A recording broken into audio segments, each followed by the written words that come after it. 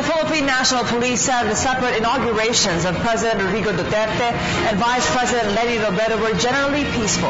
PNP spokesman Wilvin Mayor said except for demonstrations staged by militant groups in Mendiola, Manila, there were no significant untoward incidents that occurred during these occasions. Aya Macalma reports. The separate inaugurations of the two highest posts in the land have been generally peaceful.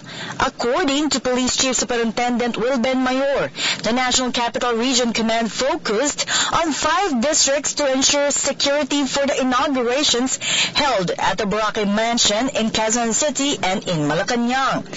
There was no recorded untoward incident near the places where the oath takings took place. Dahil dito nga nakatutok ang ating Task Force Panunumpa 2016 na kung saan ang NCR Regional Director and Deputy ay generally peaceful naman. Walang mga untoward incident na nangyari. Kaya nakatutok tayo dito lahat sa nangyaring inauguration itong tanghali at kanina pang umaga. This despite protests held by rallies in Manila and Quezon City. Civil disturbance management units were assigned in the areas by the PNP to respond to these kinds of incidents and prevent any disturbance from escalating. The Philippine National Police will remain under heightened alert even after the inauguration.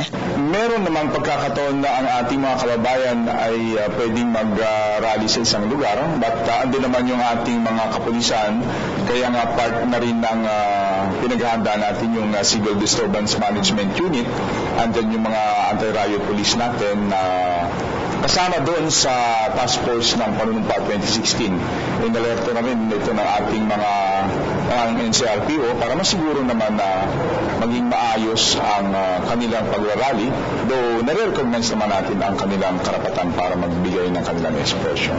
For the People's Television, this is Waywaya Macalma.